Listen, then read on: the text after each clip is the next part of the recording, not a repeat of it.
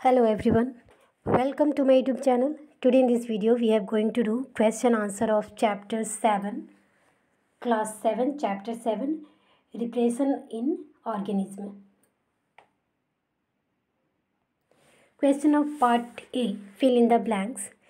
Lactic acid is produced during gas respiration. Answer is anaerobic. Okay, anaerobic is your right answer. Number 2, fill in the blanks. Insects have organs called dash for respiration. Answer is teasers. Okay. Number 3, taking in a air rich in oxygen is called dash. Answer is inspiration or inhalation. Number 4, an adult human being normally breathes from dash to dash time per minute. It means आपको normal जो adults है adults को पर minute जो है breathing कितनी बार लेते हैं तो 14 to 20 times. Okay, 14 to 20 times is your right answer. Number 5, the movement of lungs is controlled by the dash and the dash. Ribs का जो ये लंग्स का कंट्रोल कहाँ से होता है आपको रिब केज देन डायफ्राम से होता है. डायफ्राम एंड रिब केज इन दोनों का कनेक्शन जो है लंग्स से होता है. ओके, और इसका मूवमेंट होता है लंग्स का जो मूवमेंट है वो कंट्रोल कौन सा करता है rib cage and diaphragm. Okay. Number 6, dash act as a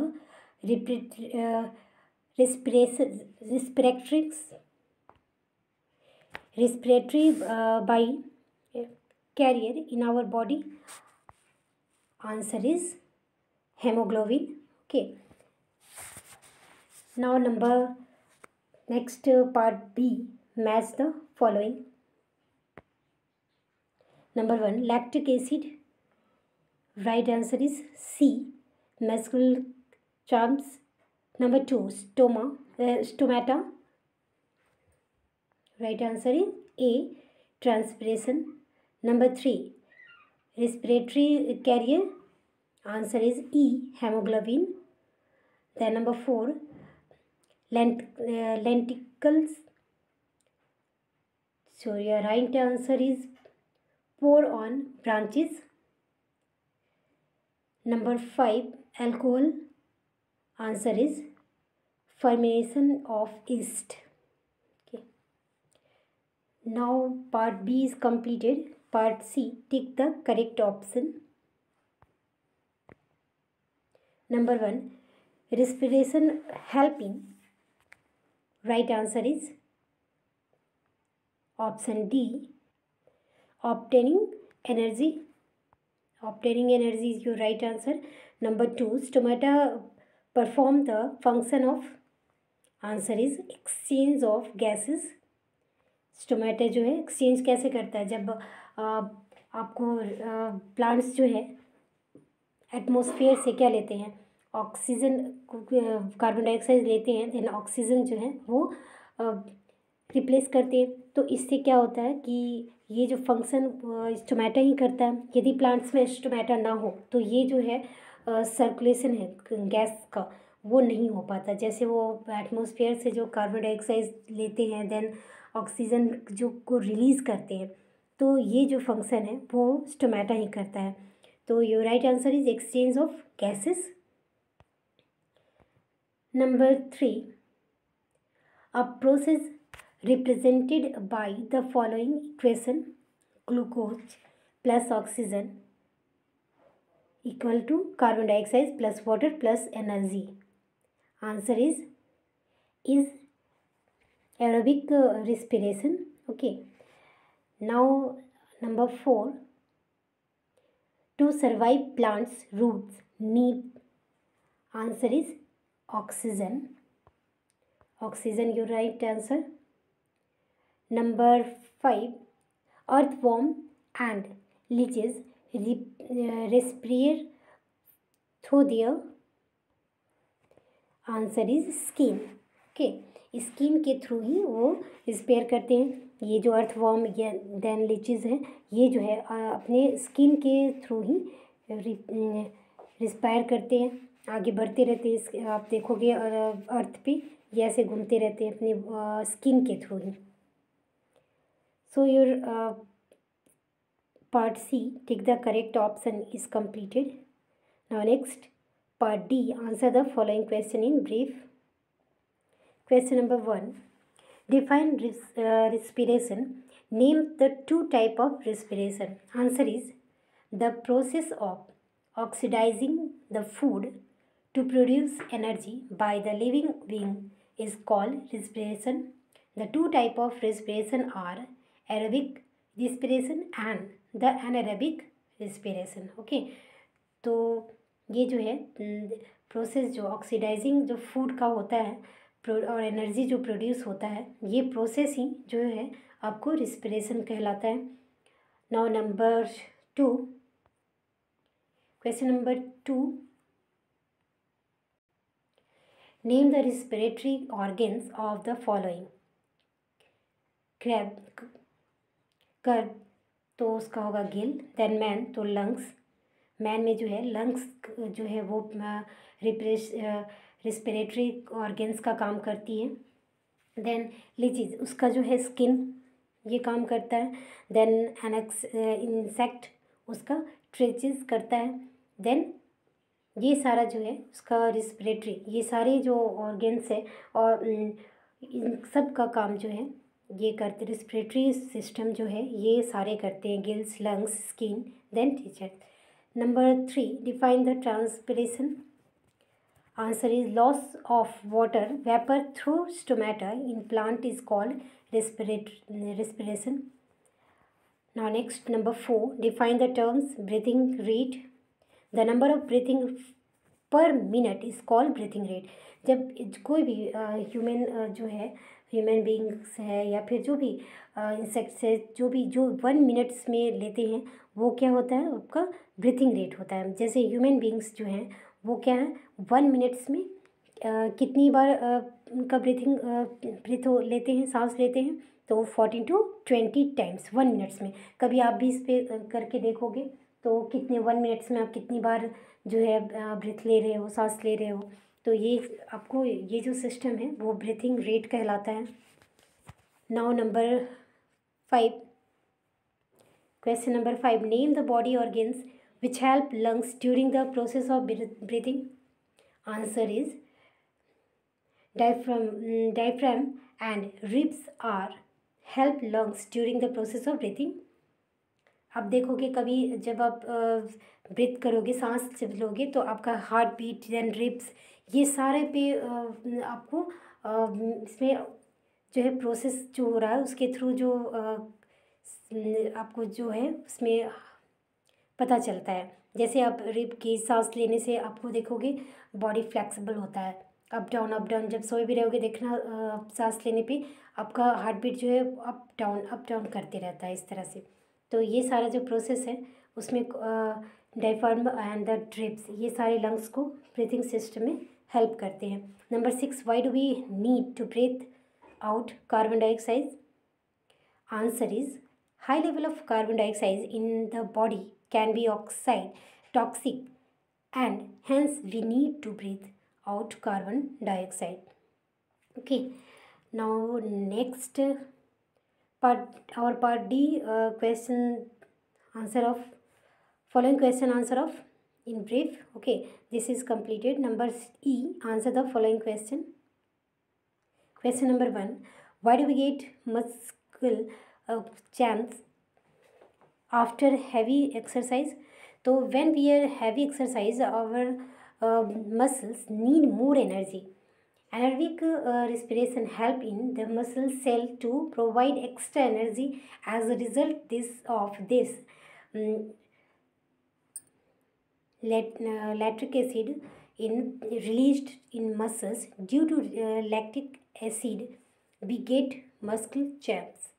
okay, तो क्या होता है कि जब आप कोई भी सिंपली जब वॉकिंग करो या फिर जॉगिंग करो या फिर कोई भी एक्सरसाइज, हैवी एक्सरसाइज ही करो, तो उसमें क्या होता है कि आपको क्या मस्कुलर क्रैम्प्स जो है वो हैवी एक्सरसाइज करने से क्या होता है, उसमें ज़्यादा ज़्यादा एनर्जी की ज़रूरत पड़ती है।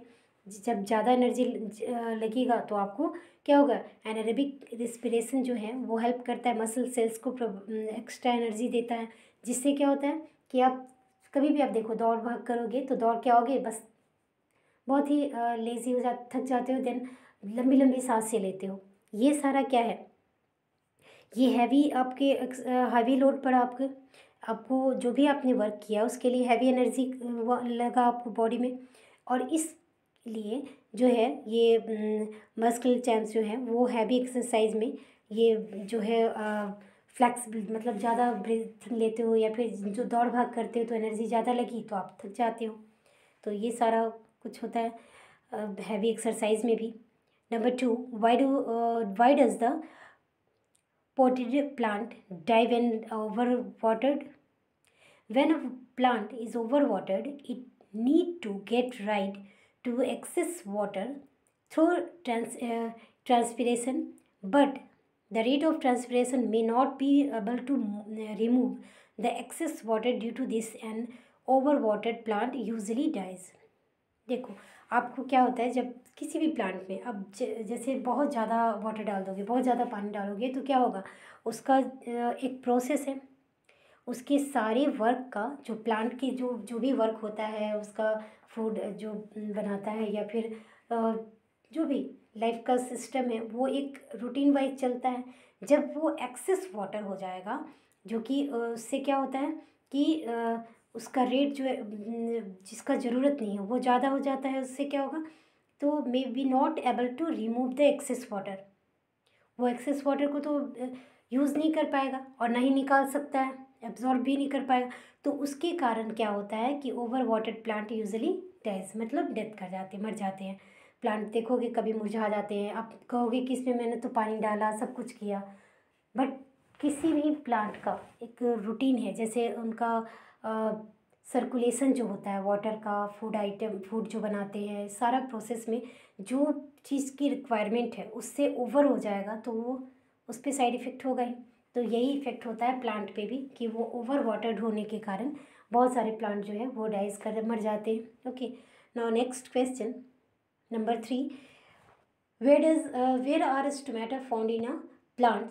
State their function. So answer is, stomata are found on a surface of leaf. They help in the exchange of carbon dioxide and oxygen. They also help the plant in the process of transpiration. तो where are stomata found in a plant? Plant में stomata कहाँ मिल पाया जाता है? तो plant के जो leaves है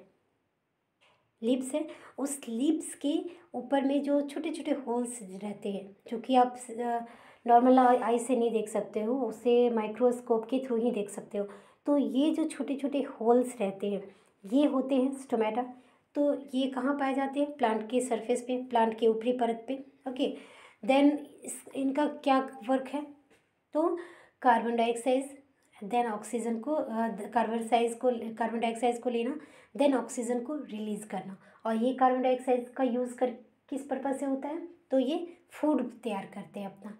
कार्बन डाइऑक्साइड एटमॉस्फेयर से लेते हैं, देन अपना फूड तैयार करते हैं, देन फिर जैसे हम सांस लेते हैं और सांस छोड़ते हैं, जस्ट प्लांट्स भी ऐसा करते हैं कि वो कार्बन डाइऑक्साइड एटमॉस्फेयर से लेते हैं, देन ऑक्सीजन जो है वो रिलीज़ करते हैं।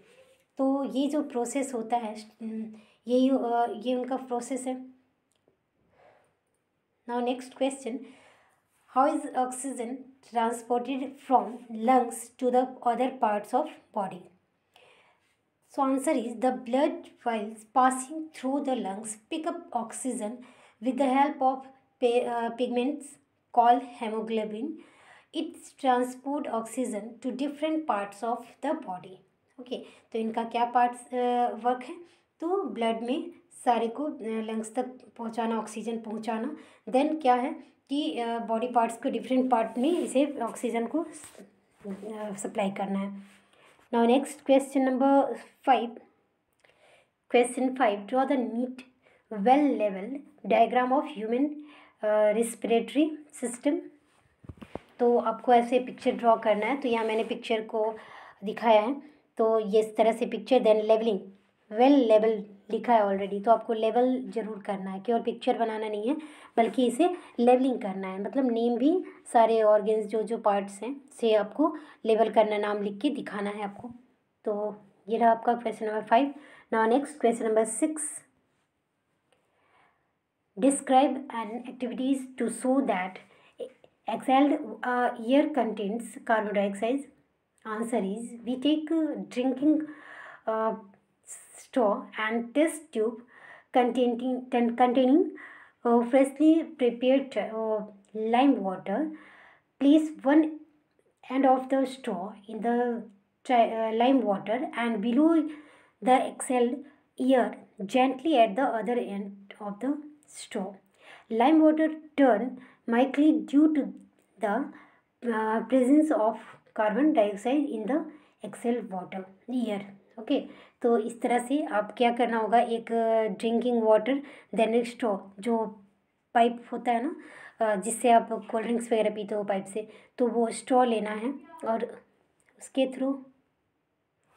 तो इस एक्टिविटीज़ में क्या करोगे आप कि जो स्ट्रॉ है उसका एक पार्ट जो है उसे आप जो फ्रेश लाइम वाटर है उसमें डालोगे, देन दूसरे पार्ट को क्या करोगे, जेंटली ईयर साइड में रखोगे।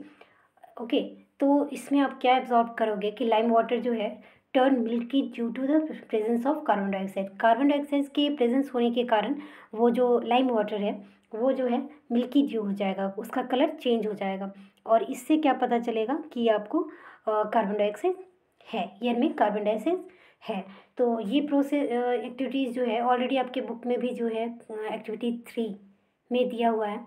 तो इससे भी आप बुक से रीड करके भी कर सकते हो, देन या मैंने बताया। तो इस तरह से ये एक्टिविटीज़ आपके वर्कशीट 3 में ऑलरेडी दिया हुआ है। इसी को आपको पिक्चर भी बना के आप इसे डिस्क्राइब कर सकते हो। ओके, कि दो क्या लेना है आपको, एक लाइम वाटर लेना है, फ्रेश लाइम वाटर ट्यूब में, देन एक स्ट्रॉ लेना है और उसके एक पार्ट को उस लाइम वाटर में डालना है, डिप करना है, देन दूसरे पार्ट को एयर में रखना है। तो एयर से जो कार्बन डाइऑक्साइड लेके जो अंदर तक जाता है तो उससे क्या होता है, वो लाइम वाटर का कलर चेंज हो जाता है। तो इससे हमको पता चलता है कि यहाँ कार्बन डाइऑक्साइड एयर में है। Now number 7, describe the change that the take place around number 1 rib cage, number 2 diaphragm, number 3 chest cavity during inspiration. State the effect of these changes. So the answer is, the rib cage is filled. Update the diaphragm in the lower and the chest cavity expand with these changes. Lungs also expand. Expansion of lungs result is in air moving inside the lungs. Okay, so our question answer of part A, B, C, D and E is completed. Hope so this video is useful for you. Thanks for watching this video.